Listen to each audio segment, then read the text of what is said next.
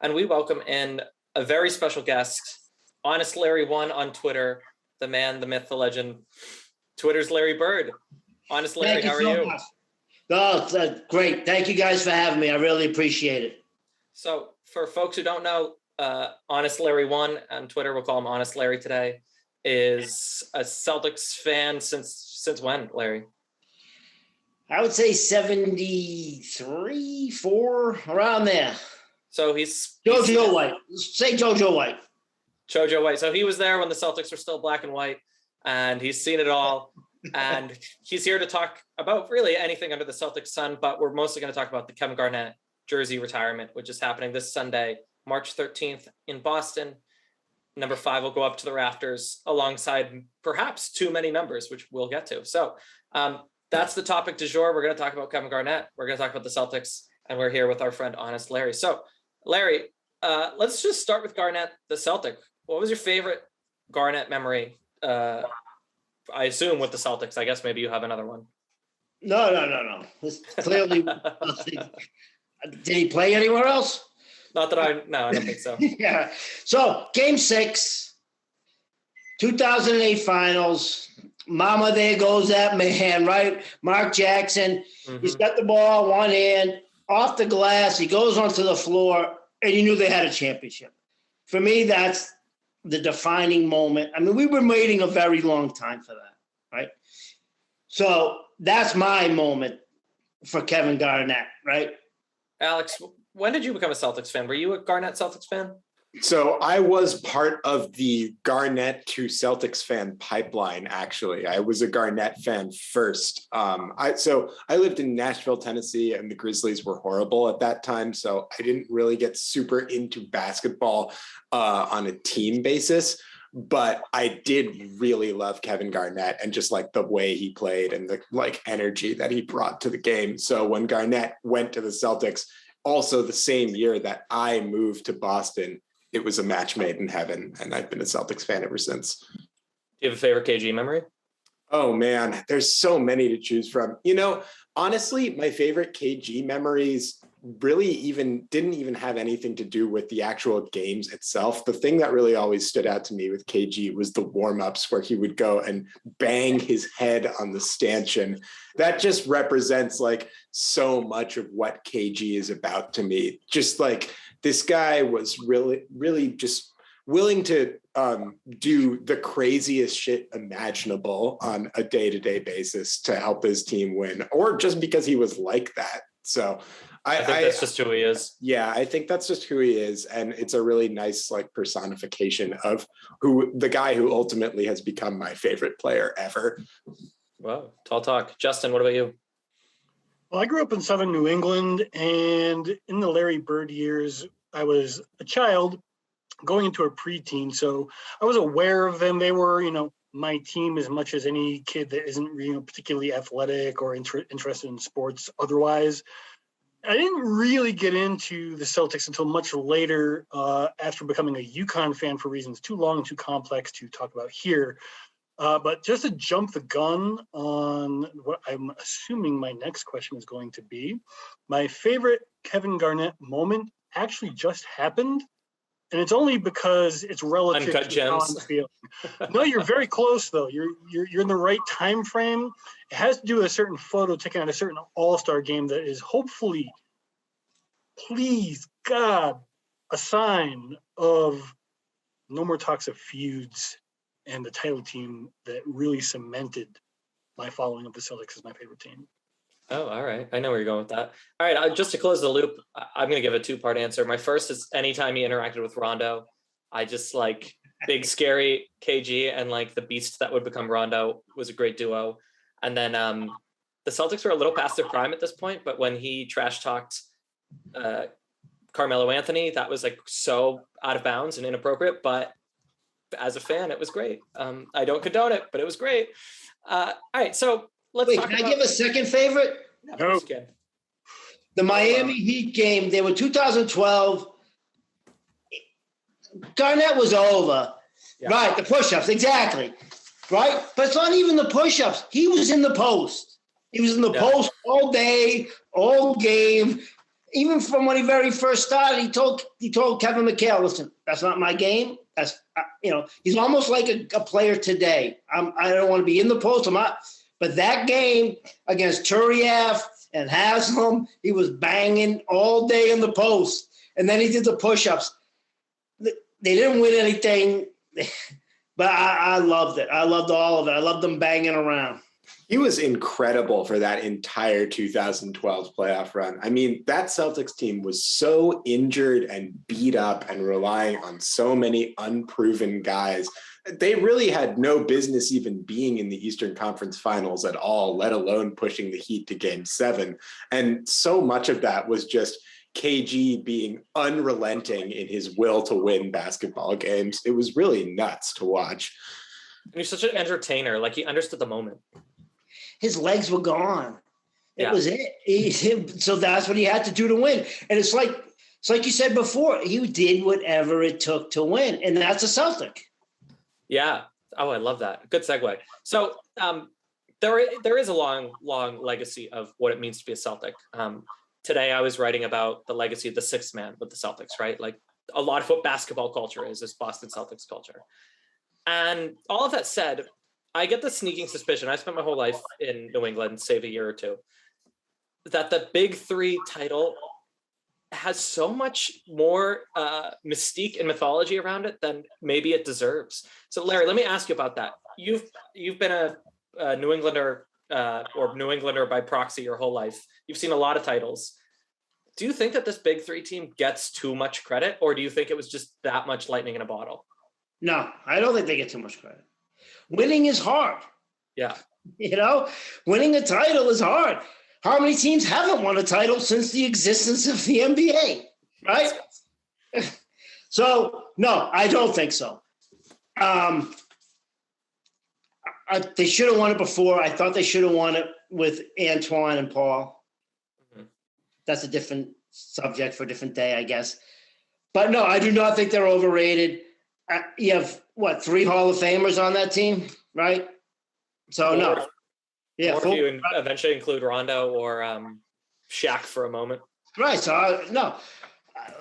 I will always, I always go back to Al Davis, just win, baby. And it's hard, man. It's really hard. So, no, I do not think they're overrated, not even for a little bit. No. Do you think, looking back, Garnett or Pierce could have retired as Celtics, or when they left it was right? So Danny Ainge tried. You ever seen the Bill Simmons interview with Danny Ainge, where he's saying that if it was him, he would have traded McHale and Bird, right? So yes, it was the right time. But if you're a Celtics fan, you want them to retire Celtics. It's a tough question, because what do you want? Do you want to win? You want to ring? And there's no easy answer to that. Yeah. I mean, and to that end, this Celtics team doesn't exist without that trade, right? I mean, Brown and Tatum are products of that trade, right? So, yeah, it was tough. I remember, I wasn't that old at the time, but I still could intellectually know that the time was up, but emotionally didn't process it for a long time. Michael Jordan said, the first one's luck, the other one's you earn. Love that. Right? And that's great. KG got hurt. Yeah. You would have had a couple more, one more anyways, right? Oh, they were right there in 2010 too. They were going to go back to back. And the Perkins deal still kills me. However, good. Did you watch The Association? That was a television program in 2010 where it was the behind the scenes of the Celtics. Yes, absolutely. The episode where Perk gets traded and he's just, I'm wearing a Perk jersey by chance today. He never should have got traded. No. I mean, I know that they were afraid of LeBron and they needed a wing or whatever, but Perk and the title that they won was an absolute monster. I don't stand by that trade. Yeah, and I'm going to talk about Ainge later. However, that's how I feel about the same thing. When Ainge got traded, that's how I felt when Perk got traded. It's like a piece of me. Yeah, that's true. It's so tough. Like they were definitely going to go back to back until KG got hurt. I truly believe in my bones that they were the best team in 2009. They were 44-11. And that Utah Jazz game, the alley-oop hurts his knee. That's it. Yeah. They were going to win it. And they might have won a couple more. I mean, yeah, the I'm not going to tell Michael Jordan that he doesn't know basketball, but the first one is luck. The second, third you earn. It's all luck. I mean, it's all circumstance at the end of the day. I mean, you got lucky that you got on this podcast. You'll have to earn the next stint, but exactly. And this will probably be my last. You'll get injured. You'll do too many oops. No, we're teachers here. We take care of teachers. All right, let's keep talking about jersey retirement. Let's keep talking about Kevin Garnett. I think we have some bones to pick with Danny Ainge, which I'm excited about. First and foremost, Dr. Quinn, how many jerseys does Boston have retired? Do you know off the top of your head? Off the top of my head, I know it ends in 2. It's either 32 or 22. Larry.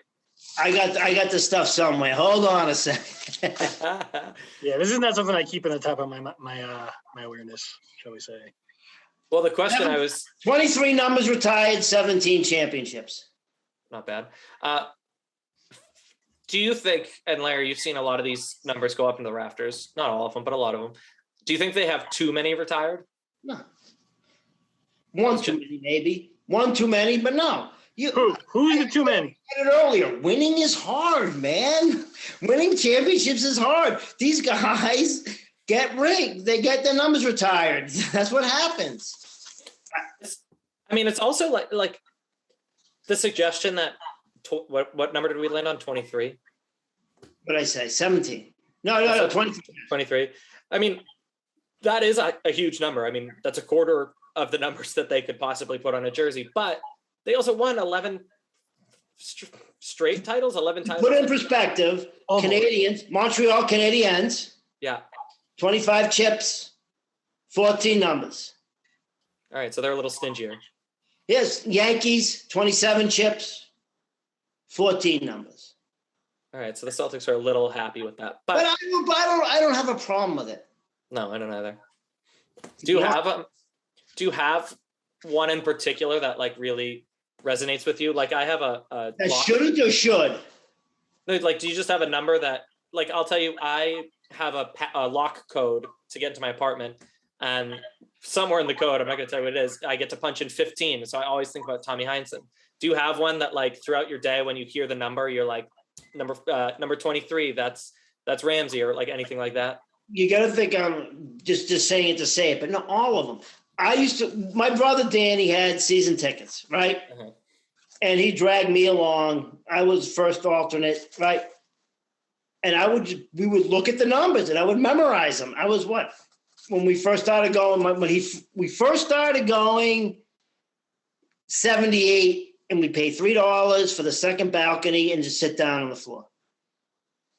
Right? And then when Bird came, he bought seasons. Him and my other brother bought seasons, $10 each. Great right behind Tommy and the cameras. But anyways, I was first alternate to those two, but I would just memorize the numbers. Yeah. I would look at them and because you're there and you're a kid. There's two things I did. I looked at numbers and I looked at sneakers. I knew who wore Nike. I knew who wore Converse, and I knew every single number and every single champion. But the number that resonates, I guess, when I was a kid would be Bob Cousy. Yeah. So this isn't a question we prepared, but it occurs to me. What do you miss most about the old Garden? Couple things. One, there's a lot of things. Yeah. The place just shook. It literally shook. I mean, when stuff was happening, I was there for a few bit. I was, like I said, I was first alternate, so I didn't get to go to game sevens. You know, I went to games 1 and 2, right? But I was there when Gerald Henderson stole the ball. I was there when Larry Bird smashed his head against the floor. And the place shook. I mean, it shook. It was smoky. It was leaking. There were sand piles everywhere. But it was it was just great. I'm a Red Sox guy too. It's a very small difference how much I like the two.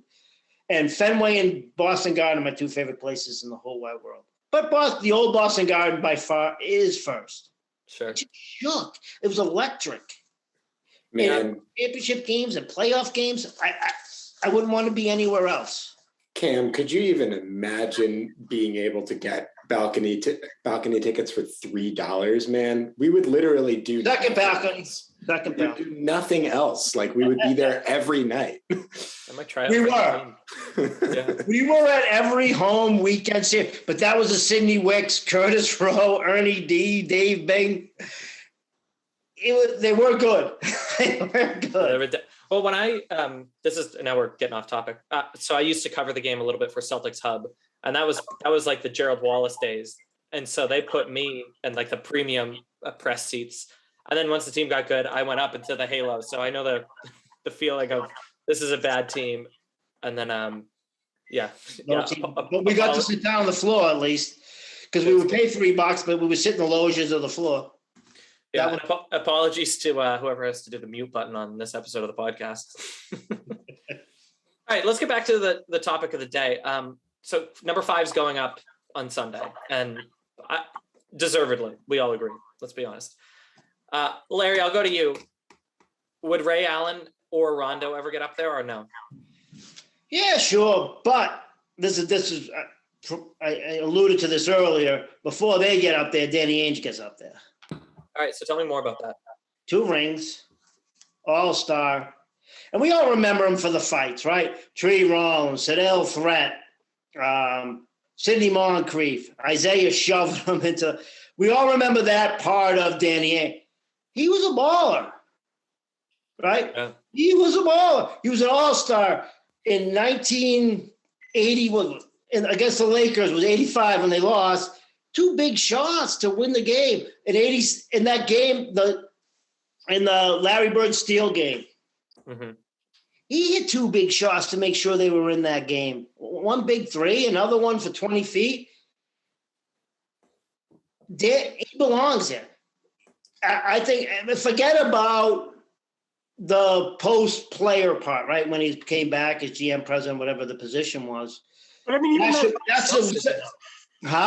even even his GM work. I mean, he basically brought the team back from the wilderness era almost single-handedly, won a title, stayed in contention for almost 5 years. I mean, just on the strength of his GMing alone, I think that he's in the conversation. Oh, absolutely. But even without that, I think he gets in. He should. I think he should. And I think he would have been if he didn't become in that position, right? I think they kind of had to wait a minute because it doesn't look good. He's the president, and now he's putting his own number up there, right? So I think that kind of had to wait. But as a player, I mean, he was one of my favorites. Yeah. But he's a baller. It's crazy that pardon me for the stereotype, but the white guy from Utah who's a Mormon was like the muscle on the team. I mean, I guess the whole team was a muscle, but the Marcus Smart role going to pretty boy Danny Ainge is like pretty nuts if you think about it. His nose was always in there. Yeah. I'm looking at some stats right now. Sorry. And, Danny actually had some pretty killer seasons here. In 1987 and 88, he averaged nearly 16 points a game, 6 assists, nearly 90% from the line, 53%, I think it's 491 overall and 415 from deep. Like, that's a pretty damn good season. Yeah, I got him for his career with the Celtics, 38% from 3. Yeah, and that was like before they invented the 3-point shot. Like he was right, and that's what they were doing. It took a few, but yeah. All right, so let me go, Alex and Justin. Let's use Larry's framework here. If you had to pick one, Ray, Rondo, or Ainge, whose number are you retiring? I'm retiring Rajon Rondo's number first. And that's no disrespect to Ainge or Ray, who I also agree should both be retired. I just think that Rondo is one of the most criminally underrated players of his generation. He was legitimately maybe the top 2 point guard in the league with Chris Paul for a solid 3 to 4 seasons. And his 2012 playoff run, I mean, he really went like toe to toe with LeBron James at the peak of his powers. And that series, Rondo really blossomed into a true superstar. I know that his peak was relatively short. It was only about 3 to 4 years, really. But when Rondo was at his best, he was an absolutely elite player, like among the top 10 best guys in the league. And so I think if we're looking at the credentials that you need to get into the Hall of Fame to begin with, Rondo fits the bill in a lot of ways. JQ, what about you? So for me, it's Danny Ainge, just based on what he did as a Celtic player. You've already heard me ramble on about how he was, a really important general manager in the history of the Celtics. Maybe, the most important since Red, really. That said, I mean, you can make the case for Rondo, but for me, the thing about Rondo is a lot of what has really helped his Hall of Fame case didn't happen in Boston.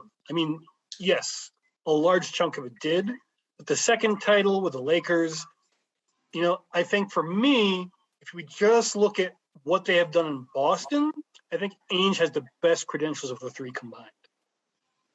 Yeah, my heart says Rondo, my brain says Ainge. Let me ask you this. Can I say one more Rondo thing?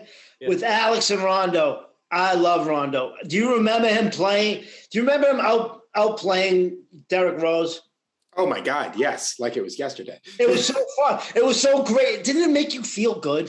Yes. I mean, I legitimately believe that Rondo was the second best point guard in the league behind only Chris Paul, and it was really close.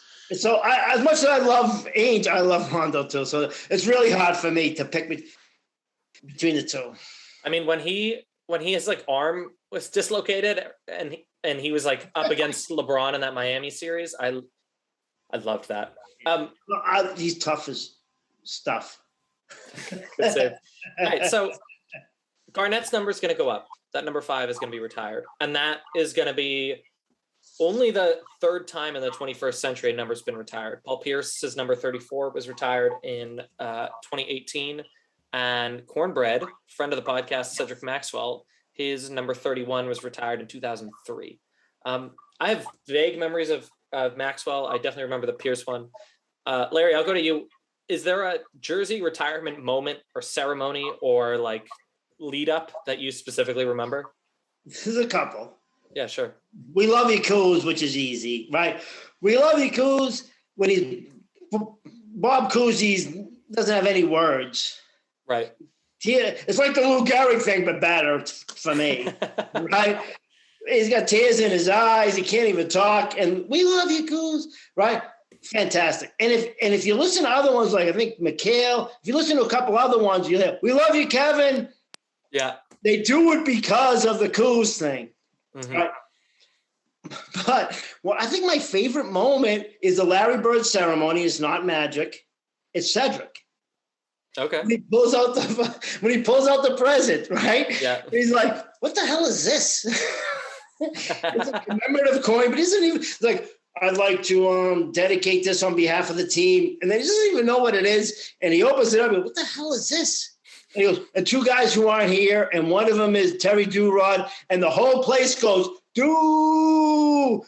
If you guys went to game, you're young. You guys seem very young.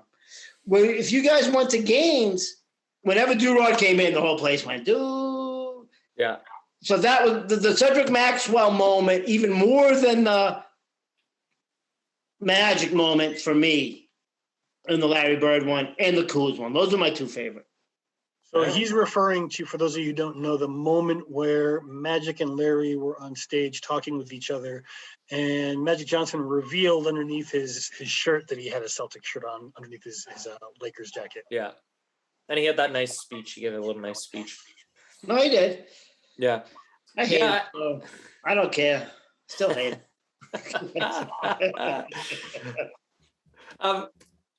All right, so let's keep it moving, I guess. One of the things that I want to ask you, just Larry, because you're here, you've been a fan since, as we've established, the 70s. And don't give me the obvious answer, because we can all fill in the gap. The prompt is, how much has the game changed? You can talk about threes a little bit. You can talk about really whatever you want. But give me something Threes good. for me is part of it. I was watching the Big Ten tournament. I'm a Rutgers guy. I ended up graduating Rutgers. I'm a Rutgers guy. I'm watching the Big Ten tournament last night. Nebraska scares me, by the way. I'm very scared of Nebraska. You should be too. Anyways, they would just stop it. Like they were on a 3-2 break. I tweeted this last night. See, when I was watching it, they're on a 3-2 break, a 2-1 break, a 5, and they're stopping at the 3. Yeah, it just goes. And I understand it's a different game. I'm old. It's just it goes against everything I know. Go to the basket, get 3 the hard way. You know, I don't understand it, and I also think it just makes the game not as fun. It's easy to say the 3 ruined the game, and I don't believe that. However, the way it's used ruins it. It's just not there's no flow. You go to the hole, it's not there, you kick it out, and that's it. That's the game. And the pick and roll too. And the pick and roll will always be there no matter what. But right. I do think the 3 is the biggest problem. It's easy to say and everyone says it, but I believe it. It just makes the game unpretty. I mean, so I'll push back in that when it's clicking, when it's Steph Curry pulls up and there's that moment of anticipation, Yes. when it's the Spurs and like the ball just moves and moves and moves, then I think the revolution is great. Sure, the Nuggets too. I'll put the Nuggets in that conversation. Sure, and maybe the Celtics team if Spurs East pans out. If Marcus keeps to the program. Right, but then Smart's a great example that yes, the math like sort of says that a 3 is better than a 2, but first of all, only if you hit them. And second of all, it's an entertainment product. So at a certain point, the math plans out. We want championships, but it's a little ugly. What else? What else is different about the game that you would bring back from the 70s and 80s? Either like the presentation on television, the X's and O's, the presentation at the stadium. Like what needs to change or go back? The All-Star game. Oh, hell yeah. Play some goddamn defense. Act like you give a something, right? Act like you care. The All-Star game is unwatchable. And it used to be my favorite thing. I used to love watching them line up. I used to love watching them. But who cares now? I don't care about who LeBron picks. Don't care. I want to see him play, and I want to see my guy do good. But I don't know if you remember I don't know what year it is now that I'm thinking of it. 83, maybe. Birds diving into the crowd to save a ball. That would never happen now. Well, no! Giannis doesn't seem to understand. Giannis goes full tilt in the All-Star. Sure. No, there's guys. Yeah. But I mean, that I'll just add to that the dunk contest. There are still dunks out there. I see them on YouTube and stuff. Random kids all across the world have unbelievable dunks, but NBA players can't seem to figure it out. Justin, what were you going to say? I was just going to say that we need to see the kind of media access that we had in that era. I mean, in that era, we had Bob Ryan hanging out at bars with Larry Bird after games and just talking up what was happening in their lives and going on like around the league in ways that, just like hyper availability. Excuse us. The hyper availability of the modern media representation is surprisingly that much more shallow, right? Like we have all of this availability of these players, but the things we learn about them are all through the same stupid Zoom scrum and the same limited access that the post-pandemic media sphere has become.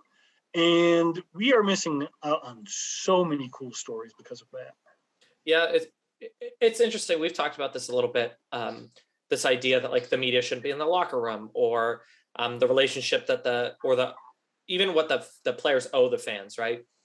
Part of me thinks absolutely it should be the stories that Jackie Mack tells about hanging out with the drunk Larry Bird and having like a real personal relationship with the storytellers of the game. But part of me also says that sometimes the media sticks their nose in business that doesn't belong to them, and I can understand why the players aren't a huge fan of that. So that's an off-season podcast that I desperately want to have. Yeah, Larry.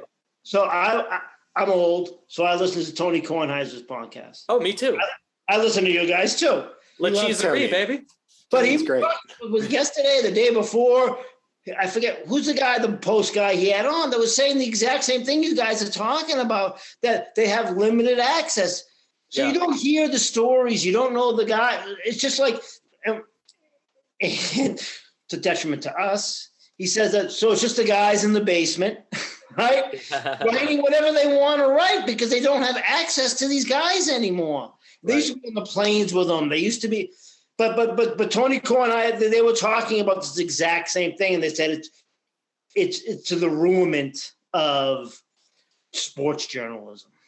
It's really interesting because I feel like in a lot of places now, it's actually that the players have an almost adversarial relationship with the press. And I think part of that is potentially, so I don't want to say it's justified because in general, we should try not to have adversarial relationships with people that we work with. But, at the same time, there's, I think, particularly with social media and the ease of people being able to reshare like viral clips, there are a lot of players now who see members of the media and who, and maybe it's like the same national guys over and over again or something like that, or maybe it's this one beat guy that has a particular axe to grind for whatever reason.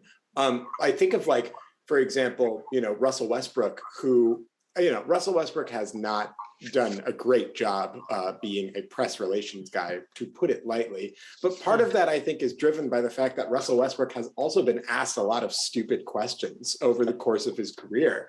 And I think that the other players see that and they're hyper aware of not only how they're perceived by the media, but how all the other players are perceived. And I think about like the fact that Kevin Durant is by all accounts, one of the 5 best players in the league and just a gigantic figure in the day-to-day operations of the NBA.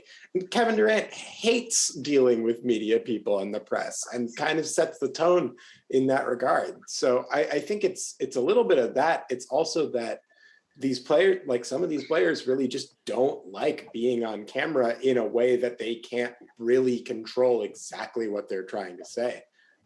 Yeah. I mean, I think we're going to revisit this in the offseason because I have a lot of thoughts on this, and we have limited exposure in the game. We're not players, so let's shelve it. I have one more rant about the modern game that I want to do, and then we'll do positive stuff. We'll talk about KG again. I am so nervous about the day that the Boston Garden plays music while the game is being played. Other stadiums do it. You see it on television. It offends me to my bones. When you go to the Garden, it's still cheesy. They do the Casper side, everybody clap thing.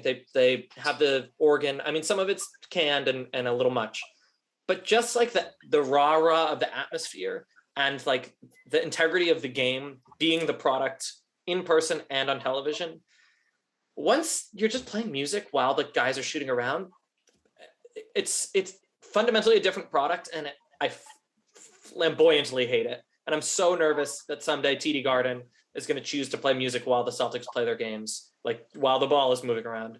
And I'm not going to get over it. I'm going to have... It's stupid and terrible and needs to stop. I blame NBA 2K. I really do. You know what Red said, right? Over my dead body, well, they have cheerleaders, well, they have this stuff. And they wait till the day he died. Yeah. and then they put that stuff in. Awful. Like, I get it. Like, you pay an arm and a leg. If maybe you drive your kid down from Maine, like, you deserve to get your money's worth.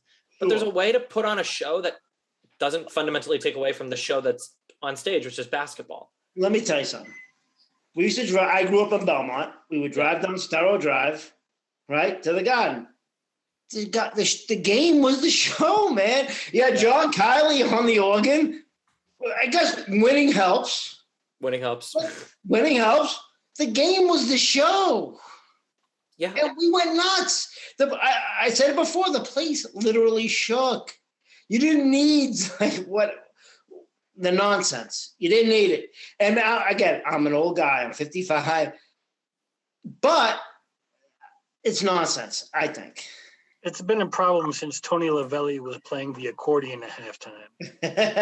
I'm fine with a halftime show. I'm fine with like on the long TV timeouts, have the kids dress up in the big shorts. I think that's great. It's just the music during the game. I mean, if you're the Wizards and you can't sell tickets, whatever, try something. But like they have the Nets, they have the best player in the world playing basketball, and they just have 10-second hip hop samples while he bricks a shot, and then they have to change the song. It's so. Anyways, let's talk about Kevin Garnett. I want to say one more thing to this. Yeah, sure. Green on white or white on green. That's it. Yep. The rest, yes. That's it. Oh my God.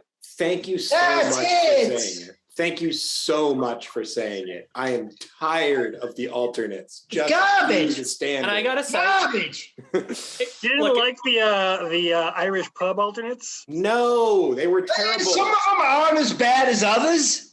But they all suck. The pub alternates, the only thing I can think of when I think of the pub alternates is Enes Kanter getting just shredded for like 20 possessions in a row on defense. No, I'm out. While we're on it, and then we will move on. And we're all teachers here. We know that it comes from a really bad part of American cultural history. I think you should wear white jerseys at home. It's really confusing when you're on the road wearing your white jerseys and vice versa. Again, I know that's rooted in supremacy and an ideology probably that's really messed up. Really? I never heard that before. I didn't either. I just assumed the whole like white pure. I'm a history teacher. I had no idea. That's my guess. I could be loud wrong, but my guess is like whatever. That's also a different podcast. Moving on. My thing to all the kids is when you're asking a question, the answer's money. Yeah, that's right. That's another. To me, We should start a history teacher podcast. Why not? Basically is. But white on green, green on white. That's it. Fantastic. All right, let's bring it home. Let's do one more KG go around of memories or just like isms, because this is really his pod, and then we'll talk about the future of the Celtics. So I'll go first so that people have time to think. Let's just bask in KG's glory a little bit more, and I'll tell a story, which was when I was covering the game, I was at the game where he came back for the first time with the Timberwolves. So a lot of fanfare, a lot of people in the house. Oh my goodness, can Kevin Garnett swear? You would think that he was a professional sailor. He was in the tunnel. First of all, I can't tell this story on air, but really laid into Scal. Phenomenal. But Larry, I know that you're struggling to keep it PG. Garnett would not be able to be on this podcast. Just Absolutely not. such a sharp, and he's definitely never had soap in his mouth. And don't change, Kevin Garnett, if you're listening. So anyways, hopefully that bought you some time to think. Anyone in any order, a Kevin Garnett shout out. Bar fight. Got to have that in there. Tell the people. Okay, so Kevin Garnett was at least theoretically being interviewed by Craig Sager after a 21-point comeback to the Orlando Magic. And he just kind of went off on his own tangent about how the game was a bar fight and talking about how all kinds of stuff. Basically, if you haven't seen it, go grab a YouTube video, Kevin Garnett bar fight. It's not exactly an interview. It's not exactly a discursus. Whatever it was, it is a part of the Kevin Garnett lore. You can't miss it. All right, fantastic. I've got one that Alex, go. Yeah, this is actually has almost nothing to do with basketball and has everything to do with Kevin Garnett maniac. So, and I think I've told the story on the pod before, but I read a while back in an article that Kevin Garnett at one point, so Kevin Garnett takes his entire life as seriously as basketball, we'll be shocked to learn.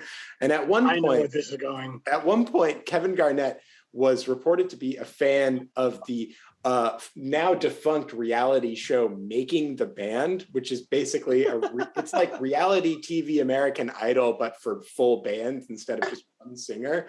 And Kevin Garnett got really wrapped up in this show to the point where he like picked a band that he really liked and was like, I want them to go all the way. Lo and behold, this band actually made it to the final of this series, Making the Band.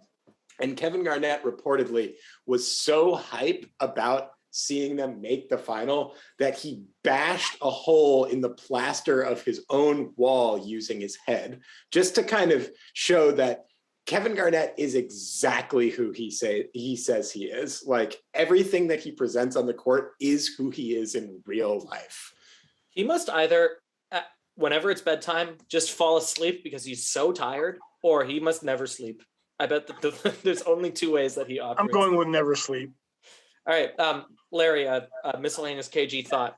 Well, one is when he first got signed here. That's it. We got it. Because we already had Ray, we already had Paul, and now we got KG. I'm like, it's like that commercial. I knew where I was when I heard it, right? And we won. I knew we had at least one. I thought we had a bunch, to be honest. I thought we were going to win like 4 titles.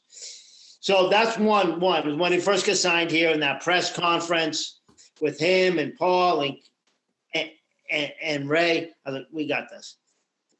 The other one is with Justin. Do you remember he's with them and he said about making fun of his suit when KG was with your boy and he's making fun of his suit? He loved Craig Sager's suits. Yeah.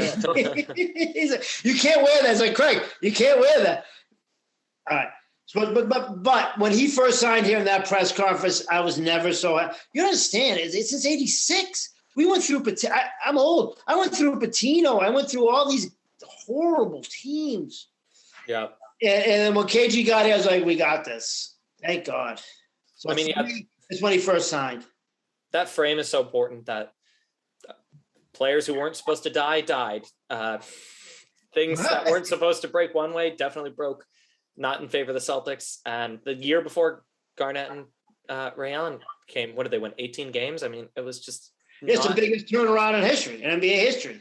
Yeah. When KG got here. I mean, and he did. I mean, we talked about, was he here long enough, right? His 6 years here, they had the 3rd best record in basketball, right? I think it was Spurs, Lakers, Celtics, right? Yeah. His 6 years, and then the #1 defensive team in history. So his number getting retired isn't a question to me. I have a question for you guys. Is LeBron an all-time Laker? Because if the answer is yes, then clearly it's yes for. I don't think he is. I don't think he should be, but I think he's going to be. Jerry West only has 1 ring. Yeah, but Jerry West went to like 9. I know, he played there for a million years. I know. I honestly think a lot of it depends on how long is LeBron going to be a Laker after this season. And I don't know that it's necessarily going to be all that long. If he does 1 4-year stint with the Lakers and wins a title, like that's a great run. But I think the Lakers bar for retiring players is a little higher than that. Right. I mean, yeah, and what he means to the psyche of the team. I mean, I don't think he vaunted like a whole generation of Lakers fans back into relevancy. The Lakers were already doing okay. KG and Pierce and Ray brought the Celtics back from the brink. I mean, so it's a little different. But if they go back to the finals, if he and Bronny play there, I mean, there's a world where he matters enough to the Lakers. But I could see him being done with the Lakers after this season. I mean, it's looking ugly. Back to Cleveland. Done with him now. I would go back to Cleveland. Yeah, right. All right. So, Larry, you mentioned the defense. Let's wrap by looking forward. This Celtics team, history doesn't repeat itself, but it rhymes. This Celtics team plays defense about as good as anyone, and it's the last time that the Celtics have really hung their hat on defense in such a powerful way. How far can this Celtics team go, and is it because of the defense, or is it because of what Jason Tatum's up to? I don't think you can separate the two. Jason Tatum's playing defense. Yeah, right, fair. Right? But no. I don't. I think we're fools if we discount the Nets right now. Sure. Do you want to play them? No. Right. And do you think the Sixers? Who's going to be 1? I don't know. The Heat. The second. Who's going to be 1? Probably Heat have gotten 1 seed at this point. Who, the Heat? Yeah. Do they want to play them at the 8? Nope. Right. So, and the Sixers, I don't want to play either. Right. I'm fine with playing the Sixers. I think. Yeah, I know. They're well built, but we'll see. But I think coming out of the East, we have as good a shot as anybody. Yeah. Alex has I been think saying those that are for a 3 while. teams. I think those, and the Greek Freak, the Bucks are tough too. So, but yes, I think the way that we're playing defense, and what Jason get 44, the other I think, 44 after what's the 52. number I saw? He's the last guy to get 44 ever in 2 nights back to back or whatever it was. Four-day franchise record tying. I think it was tying. I don't know if it was tying or breaking, but it's one of the two of Kevin McHale for the most in 4 games consecutively scored. They're tough, man. Do you want to? And like I said, do you want to play the Nets? Do you want to play the Celtics? I don't think anyone wants to play the Celtics. Not right now. You want to play Marcus Smart? Do you want Marcus Smart in your mug all day? No. All right, so I'm a Marcus Smart guy. He's my guy. As are we all, by the way. Oh, is that true? Oh, Yes. hell yeah. I was when this a few weeks ago, he was like, "Yeah, I still have glass in my hand. I can't really feel it." I had a week where I was like, "Well, that seems like that's the end of Marcus Smart," but I'm over it. No, this 17-3 since he's been back. With the glass in his hand. Not a coincidence. No, apparently not. All right. So, Larry, I'm going to go to you first, but Alex and Justin, you're not off the hook. How far does this Celtics team go this season? If they get out of the ECF, they can win it. I think the East wins it. That's what I think. And I think the Celtics, like we said, there's a tough road to hoe. You could be a politician with that answer. All right, Alex, give me one. I'm going to be a little more direct. The Boston Celtics are winning the Eastern Conference this year. I don't know how they're going to do in the finals. We'll see how their opponent is, but they're winning the East. I'm calling it. Wicked cool. And Justin? Healthy winning the East. If they have a serious injury to any starter, then they're probably going to stop wherever that happens. Yeah, Wait, can I say one thing quickly? Yeah. Rob Williams. That's all I want to say. We know what you mean. It's funny. Like anyone listening knows exactly what you mean. Yes. Hero. All right. Yeah. The Celtics are going to the finals. Let's have it. Why not? All right, Larry, 5 years from now, are Tatum and Brown on the team? This is where it gets hard. I mean, it's not like it used to be where you had Larry Bird forever. You had Kevin McHale forever, right? Yeah. Who knows, man? I don't know if they go. Whatever the link to their contracts are, it's all about the money and whoever wants to go where. I hope they stay. I love Jalen. One of my favorite new Celtics moment is Jalen dunking on LeBron. It's my favorite clip with the kid in the Brady shirt going on. So I don't want to, but who knows, man? I saw this for 5 and 10 years. Who knows? I don't know what, because it's all about money. It's all, and I don't blame them, but who knows? I didn't even know what I was going to ask. If they stay, they win. If these guys stay together, they win. If they don't. All right. Let's end on that. I love that. Let's end on that. All right. Honest Larry 1 on Twitter, daily source of NBA knowledge bombs, NBA laughs, and our new favorite podcast guest, because this was amazing. So congratulations to Kevin Garnett, but congratulations to Celtics Lab for landing Honest Larry. And congratulations to you guys. For having you on the pod. Yeah, exactly. For having me. For having me. Yeah. All right. So go find Honest Larry on Twitter at HonestLarry1. We won't reveal his real name because the students might be listening, but Honest Larry, this was a blast. This was great. No, thank you guys so much. You guys are great. You guys are fantastic. Thanks so much, man. All right. Thanks again, Honest Larry. That was some of the most fun we've had on this podcast with respect to our other guests. I don't know if I know a bigger Celtics fan than my new friend, Honest Larry.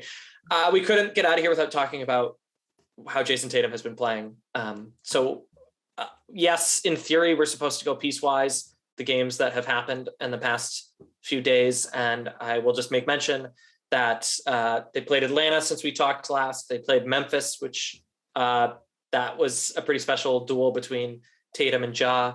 They played Brooklyn, and Taco J went for 54. And most recently, they played Charlotte, and 44 more points from the man from St. Louis. So we don't need to go in piecewise. We don't even need to be measured about this. But holy crap, the Celtics have an MVP caliber player, and that's not hyperbole. Justin, Alex, one of you, where are you at with this? Because it's a big one. I mean, I think this is just the next logical phase in something that we've come to see for a little bit now, which is that Jason Tatum kind of doesn't put the pedal to the metal until slightly after the All-Star break. And then when he does, he becomes a transcendent level player. I think it's fair to say that Tatum starts off these regular seasons a little bit bored, if that makes any sense. And, kind of understandably so.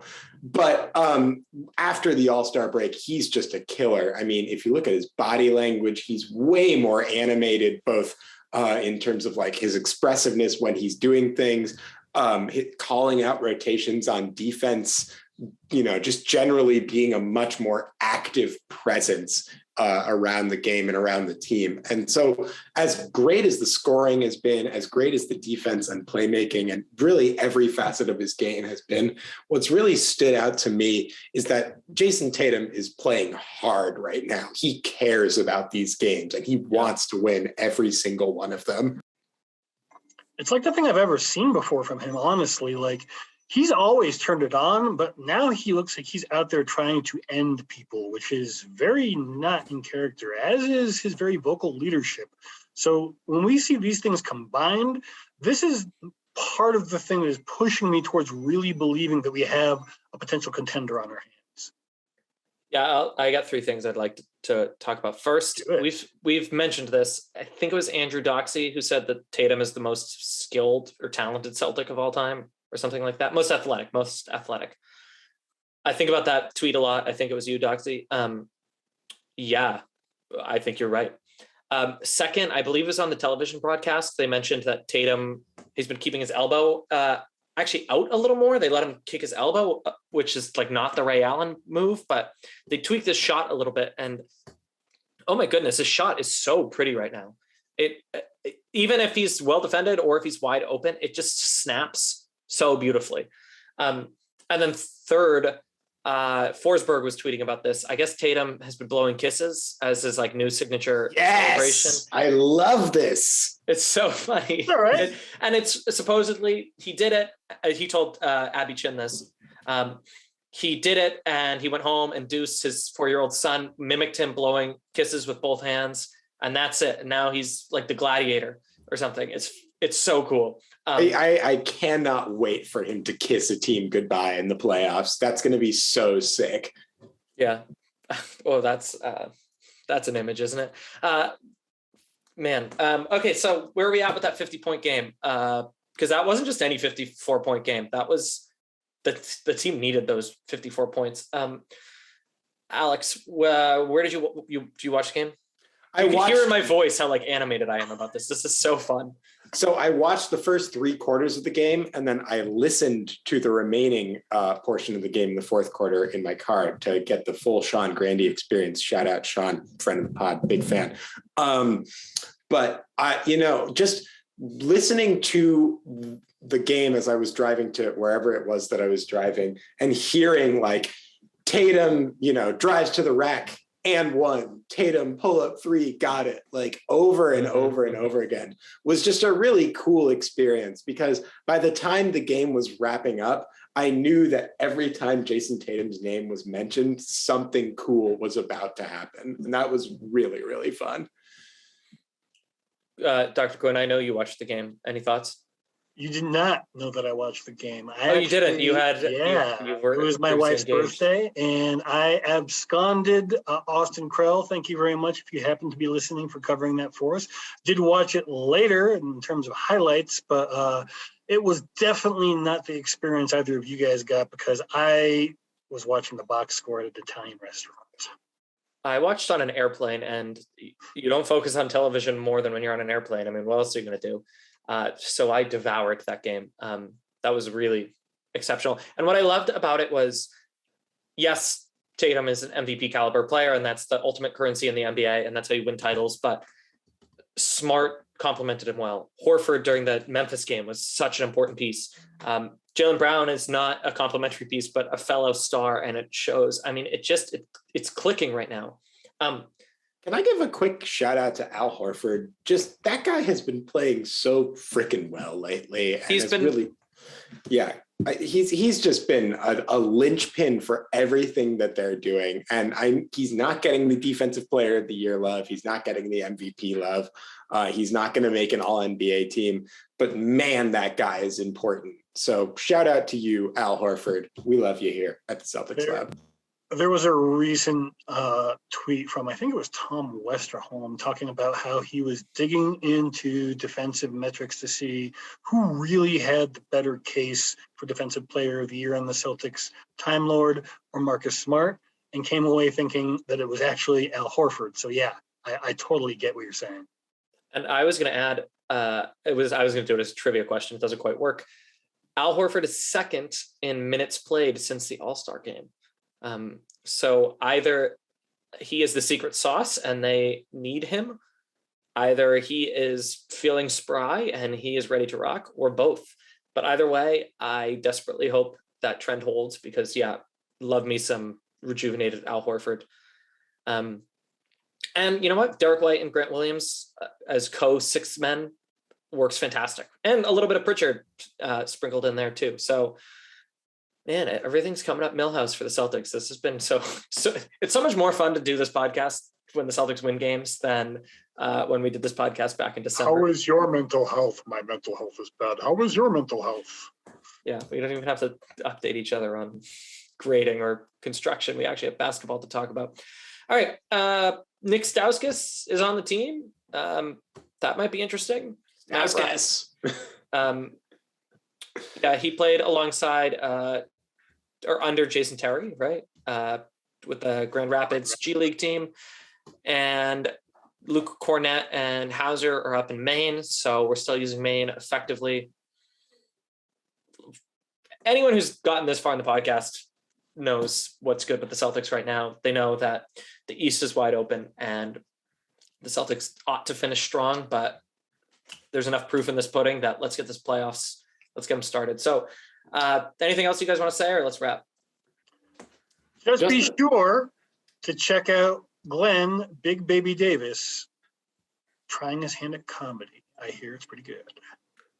Whoa, I feel like that's so bad. That's so cringy and horrible. Big Baby, come on the podcast and show us your stuff. We would love to have Big Baby on the podcast. Please. Well, speaking of former players and speaking of comedians, that's a tease, boys and girls. So like and subscribe to the podcast if you aren't already, so you never miss an episode. And thank you so much to Honest Larry for tickling our fancy for the first part of this pod. So we will talk sooner than you think. And yeah, thanks for listening. Bye-bye.